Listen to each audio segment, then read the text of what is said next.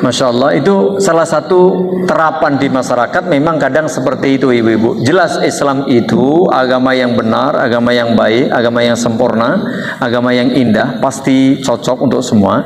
Persoalannya adalah, sudahkah kita mencoba untuk menerapkannya? Barangkali mungkin ya belum tahu dia, tapi ustadzah mestinya tahu ya, gitu. Atau barangkali ada uzur, mungkin bisa jadi ustadzahnya mungkin lagi libur nasional ibu-ibu. Oke, kalau libur nasional, tapi mengapa rame? Nah, ini persoalannya di situ. Jadi kalaupun misalnya ustadzah ini tidak sholat, kita berhusnudzon, mungkin sedang libur nasional. Oke, tapi kok rame? Nah, kalau rame ini mungkin, mohon maaf ustadzah, ya, cuman kadang-kadang ustadzah kok ditegur ya, kayaknya nggak pas ya. Ya, cuman kadang-kadang ya seperti itu, bisa jadi namanya manusia. Tidak ada yang sempurna. Itulah pentingnya saling menasihati. Hanya ketika menegur tentu dengan cara yang baik tadi. Itu juga supaya apa? Jangan mempermalukan orang lain juga nggak boleh, jemaah. Ya, merendahkan, menjatuhkan kehormatan, mempermalukan orang lain juga tidak betul. Bisa jadi tadi nggak sadar. Jadi monggo tetap diingatkan. Mohon maaf ustazah, ini atau bagaimanalah caranya. Apalagi kalau kita lebih tua, mungkin lebih nyaman. Ya kadang-kadang itu ustazahnya sudah sepuh, rame, yang datang lebih muda, ya repot kita. Ya, jadi bingung kita menegurnya bagaimana. Ya mungkin nanti bisa dengan cara yang lain. Ya, yang jelas tetap ibu-ibu, kalau melihat satu kemungkaran, kalau kita mampu kita ingatkan. Ya, amar ma'ruf nahi munkar itu kalau mampu langsung kita eksekusi pasti gitu. Kalau tidak, maka dengan nasihat yang baik. Kalau tidak ya kita diam, tapi kita ingkari dengan hati kita. Meskipun dia seorang guru, seorang takmir, mungkin tokoh, pemimpin, kiai, ustadz atau siapapun, kalau salah tetap harus diingatkan. Hanya cara mengingatkannya harus berbeda, harus dengan ya etika, sopan santun, karena beda. Mengingatkan dari yang lebih tinggi ke bawah tentu beda. Mengingatkan dari bawah yang lebih tinggi tentu caranya berbeda. Tapi jelas bahwa itu bagian dari akhlak. Ya kalau namanya tidak sengaja itu ya tidak dosa ibu-ibu. Mohon maaf, yang tahun 2006 pernah mengalami gempa, ya, mohon maaf, itu sepertinya kalau kita kisahkan banyak cerita yang lucu, memalukan, meskipun saat itu yo lali. Udah betul bu, ada kisah nang kamar mandi melayu lali nek urung nganggo itu konon. Alhamdulillah saya nggak lihat itu. Iya, memang ada. Kalau seperti itu ibu-ibu, itu la yukallifullahu nafsan illa wus'aha. Otomatis bu, kita melakukan yang lebih penting. Contoh, ibu kalau di kamar mandi di rumah khawatirnya kemburuan omah, yo lebih baik melayu meskipun juga melanggar. Bro, yo daripada mati lebih baik aman dulu baru nanti. Jadi boleh. Jadi nanti melanggar sesuatu yang dilarang demi menyelamatkan yang lebih penting, boleh. Contohnya apa? Ibu misalnya tadi dari kamar mandi lari tanpa pakai baju kan dosa. Tapi ibu kalau tidak menyelamatkan diri atau menyelamatkan mungkin orang lain di situ, anaknya dan seterusnya, kan kita lebih penting menyelamatkan jiwa dan jiwa orang lain maupun jiwa sendiri. Nah dalam kondisi seperti itu nggak apa-apa. Teman habis itu ya harus segera ya seperti ini. Ini contoh ya. Jadi nggak ada masalah ibu-ibu ya tanpa disengaja. Demikian. Apalagi yang disengaja ada nggak bu? Ya ada. Contoh mohon maaf sekarang ini tidak semua dokter kandungan itu perempuan, ya nggak? Yang spesialis obsgin itu ya ada yang laki-laki. Coba kalau misalnya istri kita lagi memang membutuhkan penanganan khusus, emergensi, nggak ada dokter perempuan, adanya dokter laki-laki. Mau nggak mau membuka dengan sengaja, ya nggak? Iya. Yoi ini dia meneh. Asalnya tidak boleh, hukum asalnya buka aja nggak boleh, apalagi dipersilahkan, apalagi dimokmo. Tahu bu dimokmo? Ya, dipegang-pegang. Tapi dalam kondisi emergency itu boleh. Jadi nanti ada tempatnya, ada rinciannya. Demikian ibu-ibu. Jadi kalau memang tidak ada, ya itu namanya emergency. Demi menjaga nyawa itu lebih utama, sehingga boleh melanggar yang asalnya tidak boleh. Seperti itu. Wallahu a'lam bishawab. Menasihati pemimpin ada jemaah. Yang pertama doakan. Ibu doakan. Ya. Jangan dicaci maki. Yuk, masa ibu pemimpin kita muslim bukan? Saudara kita bukan? Kalau kita punya saudara kita jelek, apa kita ingin saudara kita jelek terus? Tidak. Usaha terbaik salah satunya doa ibu. Doakan. Ibu punya anak nakal, ibu biarin? Tidak. Ibu punya saudara nakal, ibu biarin? Tidak. Doain. Doakan. Wes dikandani wis pokoke mentales wae. Wis mental semuanya. Iya. Bukankah la yaruddul qada'a illa du'a? Tidak ada yang bisa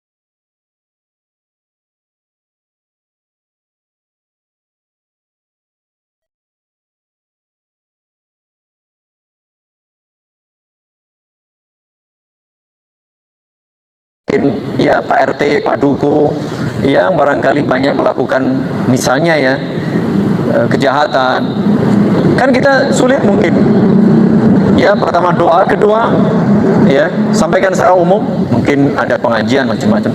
Yang ketiga kalau ada akses bisa masuk, bisa menemui perempuan, oke, mungkin lewat suami atau lewat siapa, tolong sampaikan ini nasihat kepada Pak Pemimpin. Habis itu ya sudah, ya hanya itu yang bisa kita lakukan.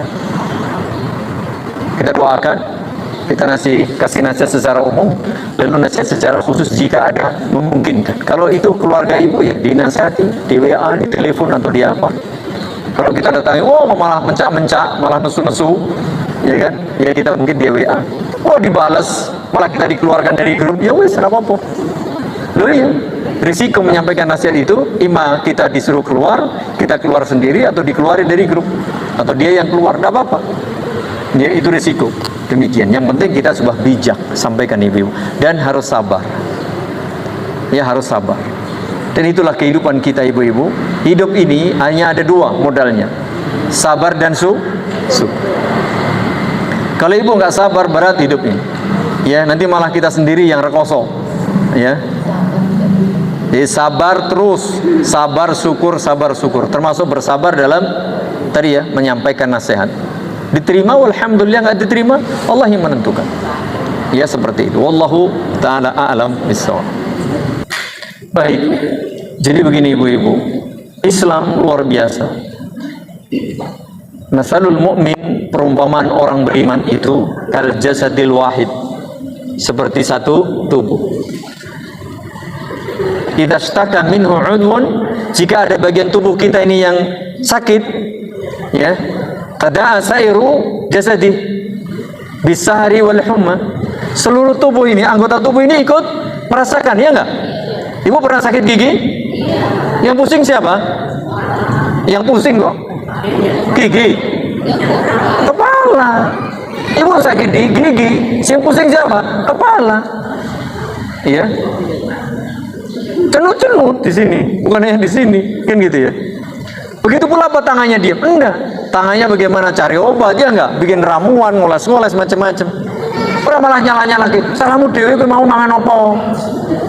Dipukul-pukul, enggak kan? Tangan kita membantu. kaki kita yuk pergi ke apotek, yuk ke dokternya, semuanya merasakan. Mata nggak bisa tidur tuh semalam, badan yang lain demam, ya nggak? Itu respon seorang mukmin hendaknya demikian. Begitu pula la yu'minu ahadukum hatta yuhibba li akhihi ma yuhibbu li nafsihi. Tadi ya, tidak sempurna iman seseorang sebelum ia ingin saudaranya baik sebagaimana ia ingin dirinya baik. Tuh, ya. Ibu ingin baik enggak? Berarti kalau ada saudara kita belum baik, kita juga ingin saudara kita baik. Contoh tadi pemimpin, katakanlah zalim. Zalim itu buruk. Kita pengen baik, ya kita pengen pemimpin kita juga baik. Ada saudara kita mungkin menyimpang, mungkin lupa, jarang pengajian, ya kita ingetin, bukan ngurusi, apapun ngurusi aku, bukan ngurusi, karena saya sayang Anda, mengingatkan, gitu loh. Ya kalau dia salah paham, ya itu dia berarti sudah ada sesuatu dalam hatinya. Hati-hati ibu-ibu, hati itu kalau nggak bersih, melihat sesuatu yang baik, tanpa apa? Buruk, ya nggak? Kaca, cermin itu kalau sudah burak, tahu burak?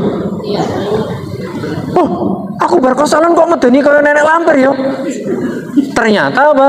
Cerminnya yang buruk. Orang baik, tapi kalau sudut pandang kita buruk ya jadi buruk. Seperti sekarang ini Islam dituduh macam-macam. Karena dia apa? Ini surah jelek, mindset dia jelek, cermin dia jelek, gitu loh. Makanya ada doa, ya meskipun ini bukan dari Nabi, tapi ini sering dibaca dan ini boleh dibaca. Allahumma arinal haqqa haqqa warzuqna ittiba'ah wa arinal batila batilan warzuqna ijtinabah. Ya Allah, tampakkan, perlihatkan kebenaran itu sebagai kebenaran. Aku lihatnya betul, berarti hatinya bersih. Ini benar, saya lihat benar, dan berilah aku kemampuan mengikuti kebenaran itu. Jangan sampai kita melihat kebenaran, keburukan, jangan. Begitu pula tampakkan keburukan itu sebagai keburukan dan berilah aku kemampuan untuk menghindarinya.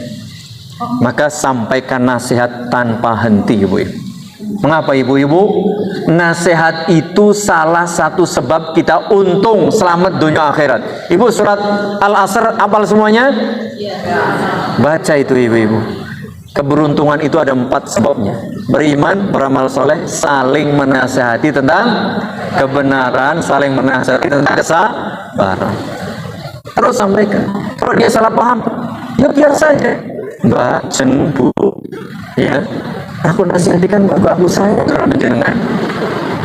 Nah kalau kita nggak sayang, colontok nak karmu betono, kan begitu.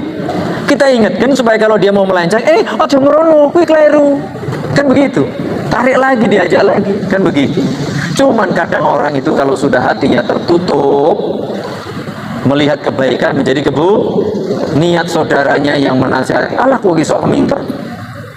Nah kadang-kadang begitu, sok ngurusi urusannya wong liya sakar puto. Nah kadang-kadang kalau sudah seperti itu ya wangel tenan iku Bu, ya. Makanya tetap nasihat lakukan karena Allah. Kalau diterima walhamdulillah, tidak diterima ya kita sudah menyampaikan nasihat dan itu ibadah, dan kita wajib saling menasihati ibu. Ya wajib saling menasihati supaya apa? Kita menjadi orang yang beruntung, tidak rugi. Demikian. Jadi ya kembali lagi kepada kebersihan hati. Orang tuh kalau hatinya baik, ibu kata Nabi, ya, ala inna fil jasadi mudghah, ketahuilah di tubuh itu ada segumpal daging. Idza salahat salahal jasadu kulluh. Jika segumpal daging ini baik, nanti semua tubuhnya baik. Sebaliknya kalau buruk, wa in fasadat fasadal jasadu kulluh. Kalau ini hatinya memang sudah buruk, ya nanti semuanya buruk. Apa itu? Hati.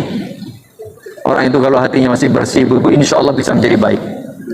Jangan lihat sekarang, yang penting dia ada usaha, ya bisa jadi besok menjadi baik. Mengapa? Karena hatinya sudah baik.